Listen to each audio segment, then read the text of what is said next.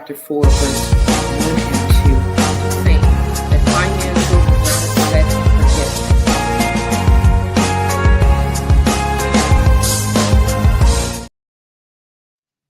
Hey there, welcome to the Radical Godly Stewardship Podcast. Yes, this is the place where kingdom finance meets bold faith. If you're tired of doing money the world's way and you're ready to let God take the lead, you're in the right place. I am Lexi Johnson, financial coach, author, best-selling author at that. And this show is going to equip you to produce, multiply, and dominate God's way. So let's jump in, shall we? We are here. We're a few minutes late. I was having some technical difficulties, but it is all good. I know that I have a meeting right after this, so I've got to stick right to all the points that I want to make today. But welcome to episode 50. And we've hit a milestone today, right? 50 episodes. Wow.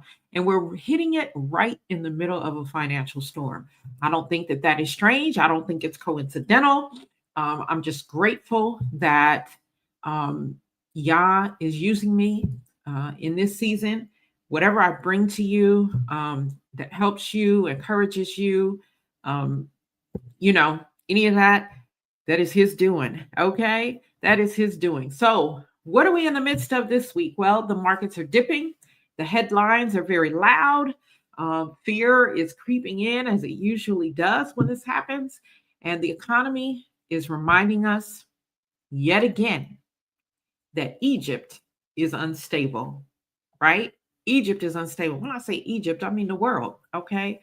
But kingdom citizens, you and I have been saying this for a long time, right?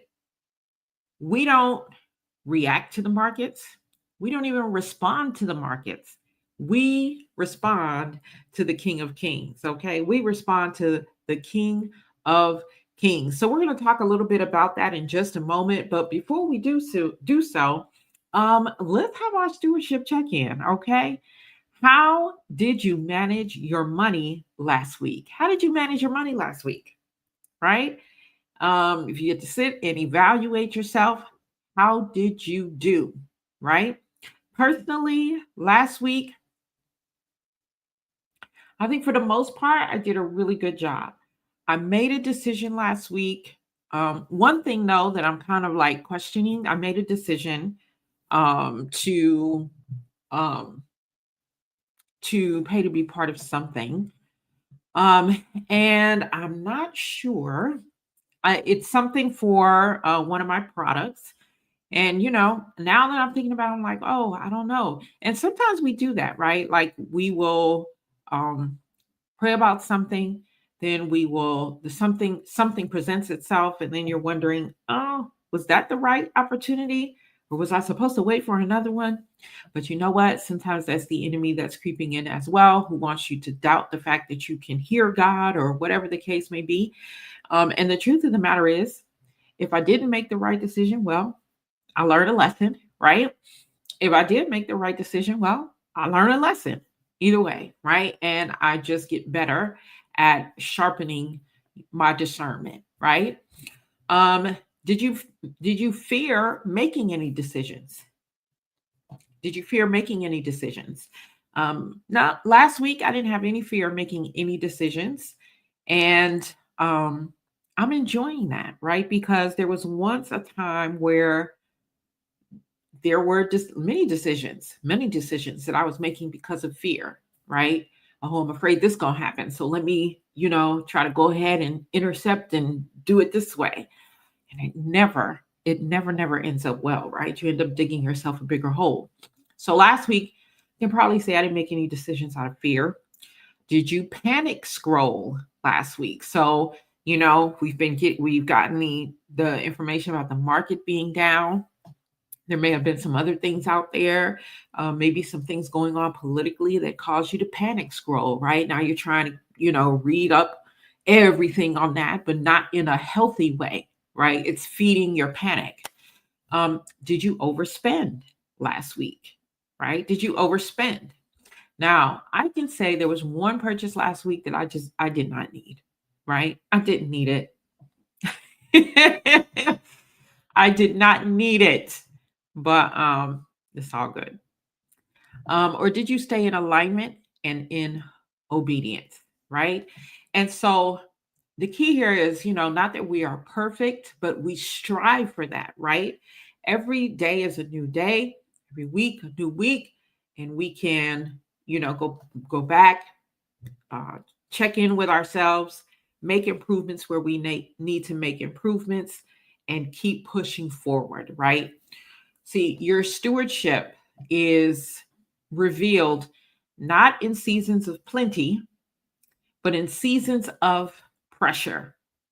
So, if this season has been a season that has been a lot of pressure for you, this is the very season that is going to show you who you are as a steward. I'm going to say that again. If you are in a season, if this season in particular is has added a lot of pressure to you, particularly financially, this season is going to show you the type of steward that you are, right? So we're grateful for these seasons, because these seasons of pressure, because it allows us to check in, right? It allows us to confront whether or not we've made some progress since the last time we were in a season of pressure, or whether or not we have fallen, back into the same habits, and we need to do something about it. Okay. So we're going to get into what's been actually happening now, over the last few days. But before we do that, here is a word from our sponsor. Calling all book clubs. It is time for a conversation that goes deeper than fiction. Stop Begging God for Money is the book your group didn't know it needed. Whether you're reading for growth, healing, or financial strategy, this kingdom-centered guide brings bold truth, step-by-step action, and spirit-led revelation. Discounts are available for bulk book club orders. Email support@mm4h.life to get your club started today. Let's turn your book club into a financial breakthrough circle. Awesome, awesome, awesome. So listen, if you have a book club, you're participating in a book club, and you Stop Begging God for You would be a good book for your book club in this upcoming month, in this upcoming season. And so if it is, let's talk about it. Okay. Email me support@mm4h.life, support@mm4h.life. We have, bulk book order pricing that you can get when you email me. And we can talk about, other things related to getting that going for you. All right. So let's talk about what's been going on here in the last few days. Let's anchor this in what's actually happening. And when I say anchor this, I mean how we steward, right? So, okay, the market is down, right? And it never fails that people panic when the market goes down, even though, now, if you've been under my teaching in finances, then we don't panic when the market goes down, right? Because when the market goes down, what is that saying? It's saying, well, the prices have dropped. And so we all know when the prices drop, that is a great time to go in and purchase, because you can get more for your money. So it's like going to the mall, to your favorite store, when a lot of things are on sale. Okay. And so when you go to the mall or to your favorite place, when a lot of things are on sale, and you might find like you like this particular, I love coats. One of the things that I love is coats. Another is scarves, which is crazy because I don't even really like winter weather. So it's crazy that I like coats like that. But anyway, like, if this is a week where the coats are on sale, and I can probably get 2 or 3 or maybe even 4 of them for one price, right? So I can get this coat in a few different colors, right? And enjoy it. So this is what's happening with stocks this week. Indexes have dipped. Investors are pulling back. Big firms are warning clients to brace themselves, right?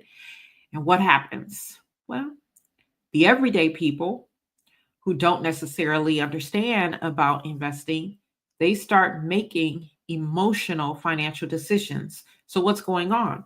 They're going in and they're pulling their money out of the market because they are scared. Let me pull it out of the market and let me put it in a bank because I don't want it to, because I don't want to lose it. They don't understand that if they actually leave their money in there, they will get more shares for their dollar. Okay. And that's what you want if you are investing over time. Okay. If you are investing over time. So if your money is going to remain in there for, over 6, 7 years and beyond, then this is what you want.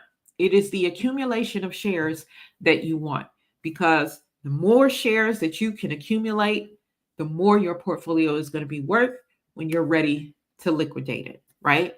So because everyday people don't know that, then they're running and they're pulling their monies out of investments because they were, scared in the first place when they invested, but now they're really scared because they hear the news talking about, oh, the market is crashing, and the news never gives you the good news about the market crashing, right? So people are panicking in that way. What else is going on? Well, credit card delinquencies, right? And auto loan defaults are rising. Okay, we are watching the ripple effects of an overstretched America.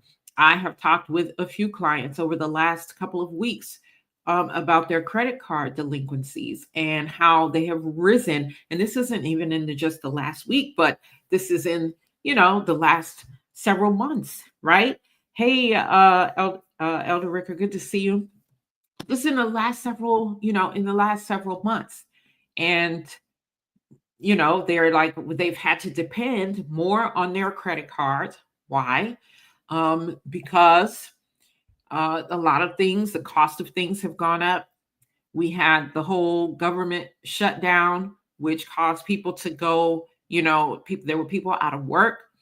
There were people whose, food stamps or whatever was, that was iffy for a little bit. So they are now depending on their credit cards, right, to cover things. And then the truth is that you never really recoup, right? Because you just say, oh, well, when the next pay comes in, but there's that monster called interest, right? That makes the game unfair, right? And so you just simply can't be like, oh, well, when the next paycheck comes in, because when the next pay does come in, and for those who have been affected by the shutdown, that next pay was several weeks out, right? Um, that next pay doesn't, it didn't account for the interest. The pay doesn't go up, right? So you've got that happening.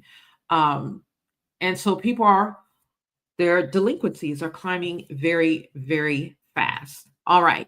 What else is also happening? Well, we've got consumer confidence that has dropped. And what does that mean? Consumer confidence. That means people are afraid to spend. So right now, people are not going out making big decisions, right? Buying cars, homes. I mean, certainly you have a contingent of people that are still doing that, but not many. So right now, people are trying to hold on to what they have. Okay. So they are afraid to spend. Um, and when fear hits the consumer market, then that slows the economy down even more. Why? Because people, particularly those in small business, right? If a family was purchasing travel from you or going through you as their travel agent, if a family was, getting some kind of coaching or consultation through you, or just, a lot of things, or they're buying their jewelry from you, or they're buying whatever. People are slowing down doing those types of things because they are afraid to spend because of things that are going on in the economy. And so therefore, they don't spend, you don't make money, you don't make money, you don't spend, You see how this goes, right? So consumer confidence has dropped. All right, what else is happening? Well, we still have companies that are quiet firing. Companies that are quiet firing. They're slow hiring and they are cutting back. So layoffs are now showing up in industries that would have been previously considered safe, right? And so people are reevaluating everything from their savings to job stability and all the things, right? So that puts people in a predicament. So here's the thing, we have these things like the government shutdown, we have things like, market dropping and people panicking. We have all of these things. And what we fail to realize is the impact that these things have long after the event. So let's say, okay, the government shutdown is over, but it's not over just like that, right? Yeah, sure, the shutdown is over. These them people can go back to work now, voting on whatever they vote on and doing whatever they do. However, the damage has been done, right? And when you are someone who is um, living paycheck to paycheck, or you're barely over paycheck to paycheck, you had a little bit of comfortability or whatever, it's the damage is done. Okay, it's not that, oh, the government shutdown is over and now back to normal. No, now you find yourself in recoup mode, and I already talked about that, right? So what is the kingdom response when the market dips but your faith can't dip? Okay, let's go straight to the word. You all know my favorite verse, so you should know this by now. It comes up like almost every episode because it's that verse, and that's Matthew 6:33. We are, even in this season, to seek the kingdom of God above all else, and He will give you everything you need. That is, I mean, all of these words are key, but I want to focus today on and He will give you everything you need because He is the source, not the economy, not the government, not your job, not whomever, right? Who's been assisting you in a season. He is the source. So most believers quote this verse, but very few practice it. This is probably why I say it over and over and over from week to week, because I know that we hear it, we know it, but are we actually practicing it? Especially when the economy shakes, right? So here's what a kingdom citizen does. Well, we refuse fear based decisions. All right. Because when you make a decision out of fear, this is what it can lead to. It can lead to things like panic selling. Okay. If you're a business owner, now you're just throwing all kinds of product out there, anything, spaghetti at the wall, panicking, right? And not having any success or very limited success. It leads to hoarding.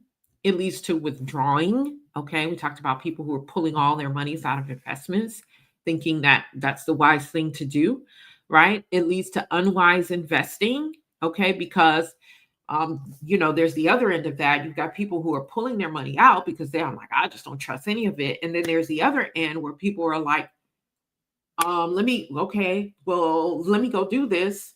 I heard this was a good investment thing to do because I'm panicking, right? I'm getting ready to hit retirement. I got, big credit card debt. I've got all kinds of things and I heard this was a good thing to do.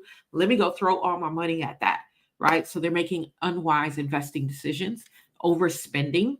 People are overspending. Some people in this season, they just be like, forget it. You know what I'm saying? Just forget it. And then they just spend, right?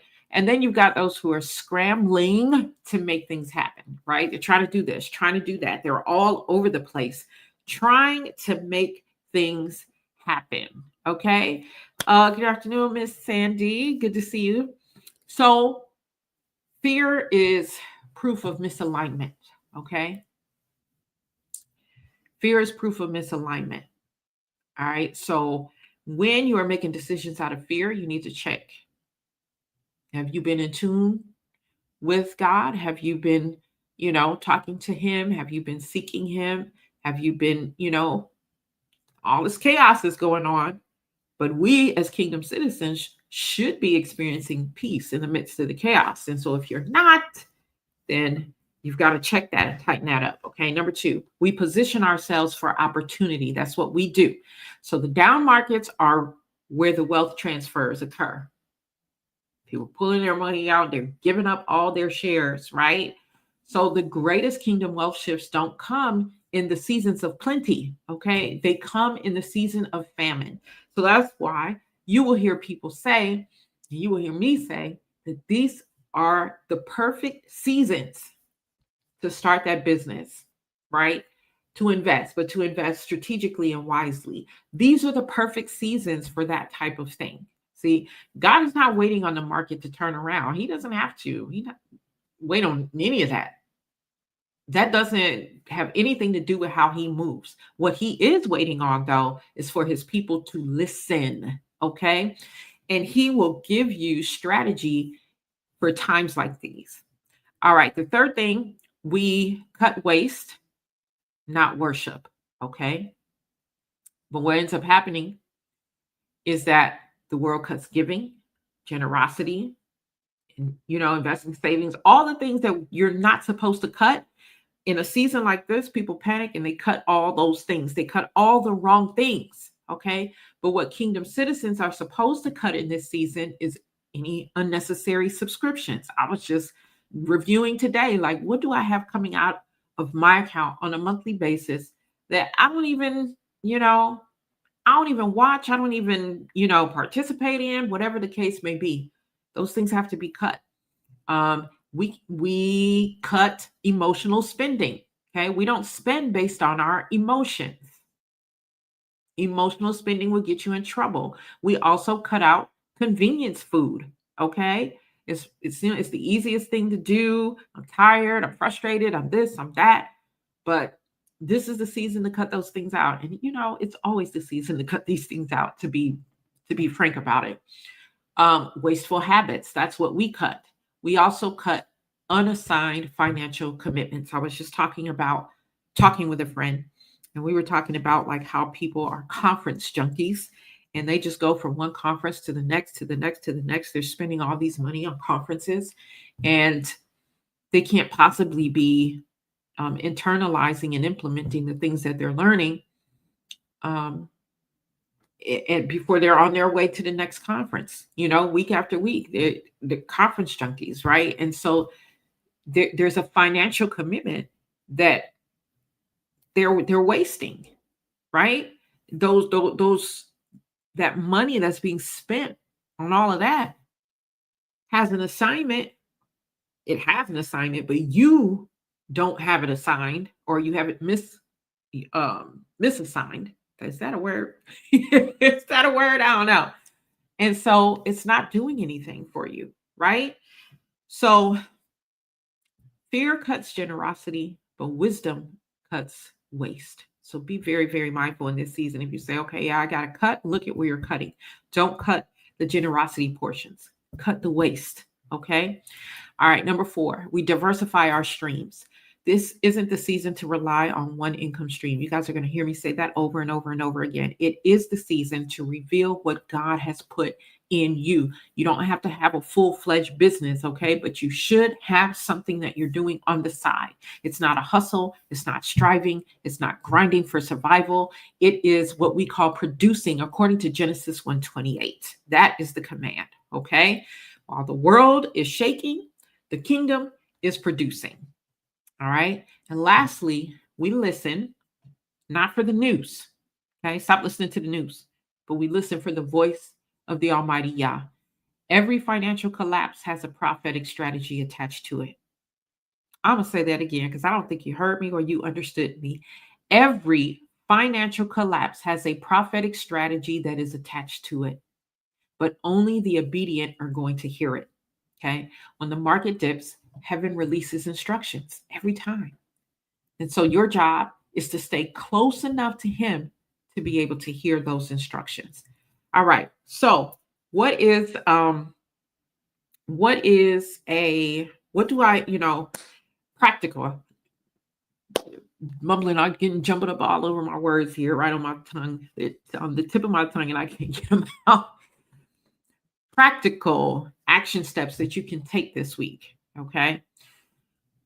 All right. Cut one wasteful expense. Look through your stuff, find one wasteful expense and cut it out. Number two, start one new stream, even if it's small. Okay. Number three, give one intentional seed of obedience. And I'm not saying you got to do all of these things, just do one of these things. Okay. Give one intentional, did I say seed? I hate that word. Okay.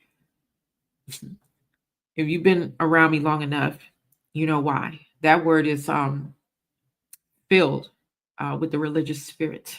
Okay, so give, okay, out of obedience. And who do we give to? We give to the poor. Um, I don't like using the word seed because it people automatically attach to giving to their pastor, giving to a prophet, giving to a, or whatever, or just sowing in places that God don't call us to sow. Okay. All right. Have one money conversation with God without begging or bargaining. Those are some things that you can do this week. Just one of them. Okay. The kingdom moves by obedience, not overwhelm. All right. Now, before I get out of here, let me speak to you very clearly. Okay. Very, very clearly. You are standing in a financial moment that will shape your next 10 years. It really will. If you go back and you study times in our history where the economy has just been crazy, you will find that it is in those seasons that the next, millionaires, billionaires, six-figure people, all of that are born. Okay. You are standing in a financial moment that's going to shape your next 10 years. And if you keep doing money the world's way, you you will keep getting the world's results. Okay. But you don't have to. Financial Rebellion is a step by step kingdom framework that's going to show you exactly how to take back control of your finances, align with God's design, and break those cycles for good. Okay. I built this program for this moment. I built this program for this economy. I built this program for this shaking. And right now, for the first time, the doors are open for just $249. Now, normally the investment is $34.95. That's the normal investment, right? But because in this season of financial disruption, I don't want anyone to have an excuse. Okay. So if you hearing this message, right? The Bible says, my sheep hear my voice. Now, this isn't for everybody, but for those who have an ear, let them hear. You can enroll today. The link is in the description, bit.ly/join the rebellion 2026. Okay. Start the rebellion, take back your finances, step into stewardship. Egypt is shaking, but the kingdom, it's not shaking. Okay. And that's all that we have for you today. We'll see you next week with another installment of the Radical Godly Stewardship Podcast. I'm Dr. Lexi Johnson, and we'll see you next time. God bless.